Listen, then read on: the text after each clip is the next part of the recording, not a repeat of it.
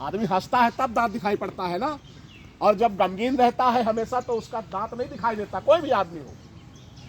तो बाबा साहब अम्बेडकर जब हम लोगों को 4 अधिकार देकर पार्लियामेंट उस गोलमेज सम्मेलन से बाहर निकल रहे थे, जैसे ही वो बाहर निकल रहे थे वहां पर मीडिया के लोगों ने उनके दांत देखा, खुशी देखी चेहरे पर, हंस रहे थे बाबा साहब अम्बेडकर। तो हंसने का क्या कारण है ये पूछने के लिए माइक लगा दिया चेहरे पर, माइक लगा दिया चेहरे पर मुंह के सामने कि बाबा साहब अम्बेडकर आप तो हंस रहे हो, अभी जीवन में आपको कभी हमने हंसते हुए नहीं देखा, ऐसा चित्र कभी नहीं देखा, मीडिया के लोगों ने कहा। तो उन्होंने कहा अब मैं इसलिए हंस रहा हूं कि मैं आज बहुत बड़ी उपलब्धि प्राप्त कर चुका हूं, आज मैं बहुत बड़ी जंग जीत कर आया हूं।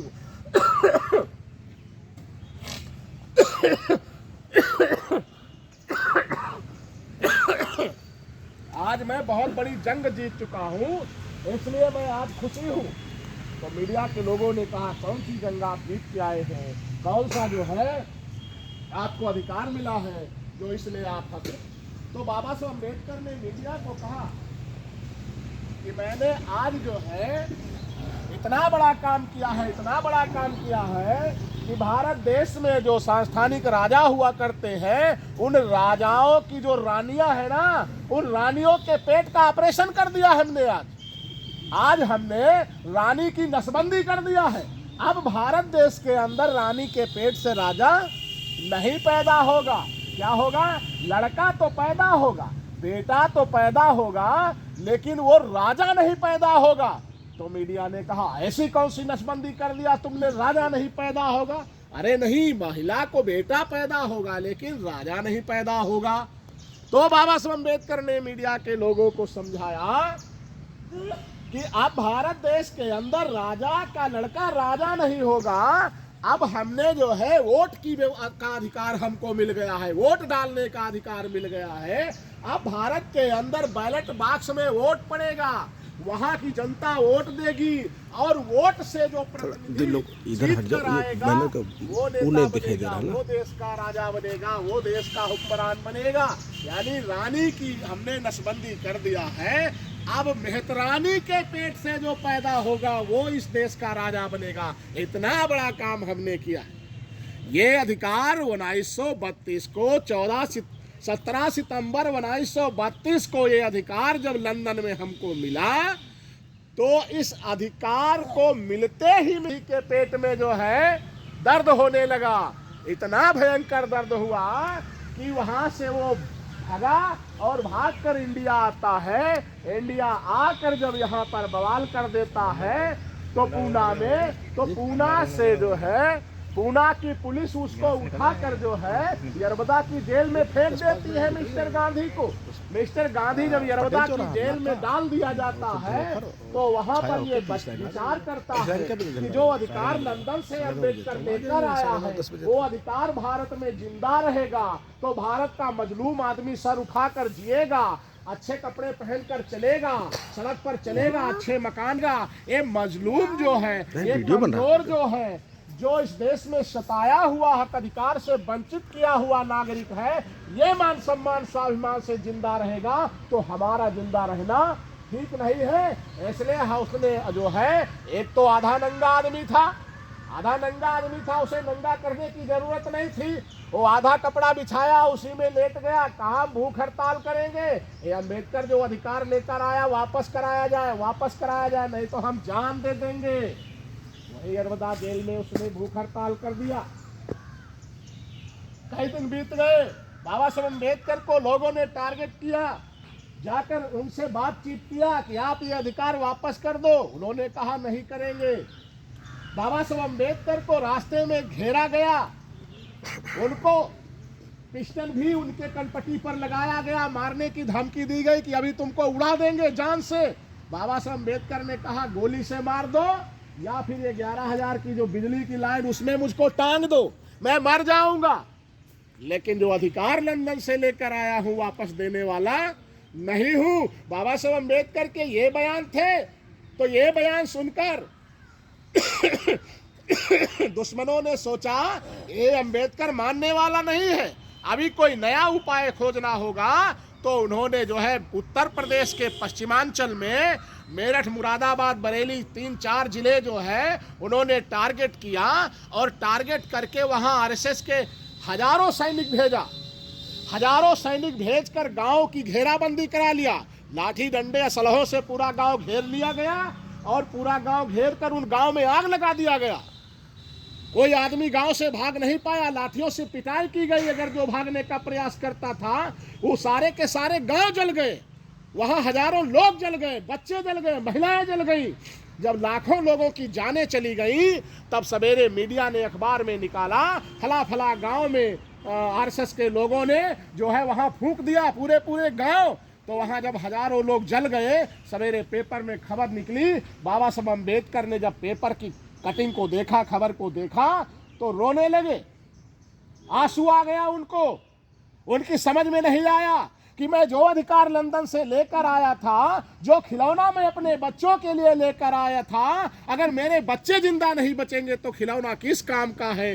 दुश्मन कामयाब हो गया और बाबा साहब अम्बेडकर मजबूर हो गए और मजबूरी में जाकर नर्मदा जेल में उन्होंने एक समझौता किया। और वो समझौता क्या था? वो पूना पैक्ट था। उस पूना पैक्ट पर बाबा साहब अम्बेडकर रोते हुए मजबूरी में लिख दिया कि जो मैं डबल वोट का अधिकार लेकर आया हूं वो मैं वापस करता।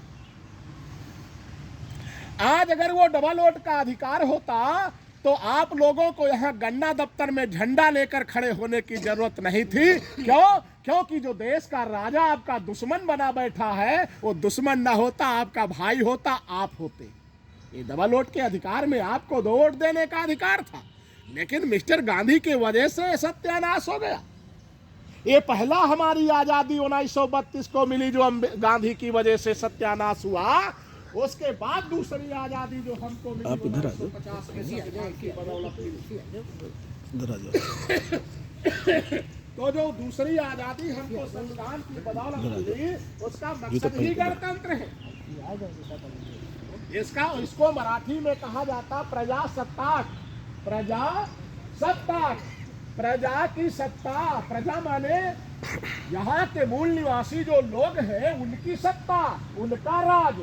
यानी आप लोग प्रजा है, आप लोगों की राज। आज का जो दिन है वो आप लोगों को राज करने का दिन है, आप लोगों को राजा बनाने का दिन है।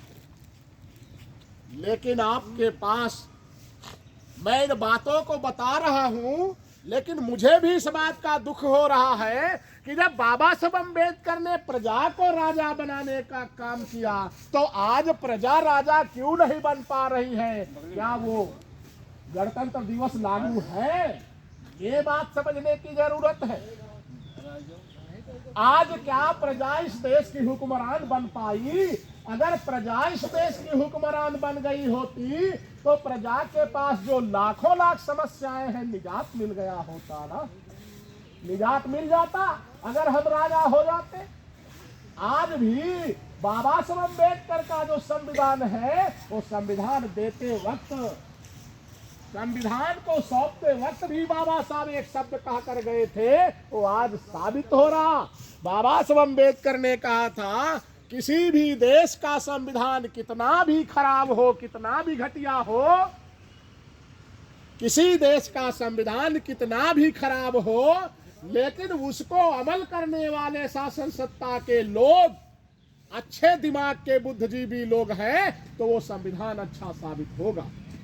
अगर संविधान कितना भी बढ़िया है, कितना भी अच्छा है, लेकिन उस देश को चलाने वाले लोग नालायक होंगे तो संविधान नालायक साबित होगा।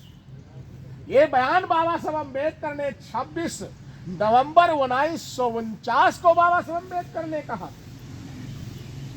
आज इस देश में इतना बढ़िया संविधान लागू है, लेकिन संविधान लागू कहाँ है? संविधान चलाने वाले, लागू करने वाले वो बेईमान नस्ल के लोग बैठे हैं। वो संविधान को नहीं मानते हैं, अपने को श्रेष्ठ मानते हैं, संविधान को 2म दर्जे पर मानते हैं। इसलिए समस्या निर्माण हो रही है। इसलिए आज हम लोगों को दिक्कत झेलनी पड़ रही है।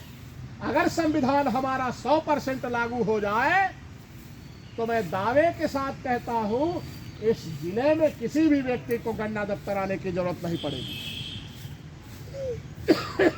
संविधान 100% लागू होने का मकसद क्या है?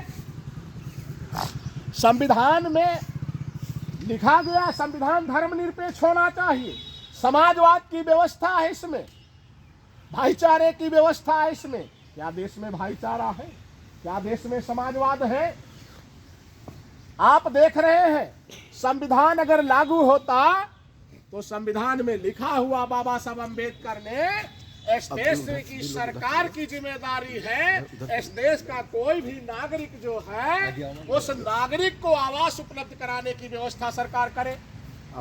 अगर संविधान लागू होता तो इस देश में 24 करोड़ लोग सड़क पर सोते हैं। है किसी को जानकारी? 24 करोड़ लोग सड़क पर सोते हैं। क्या उनके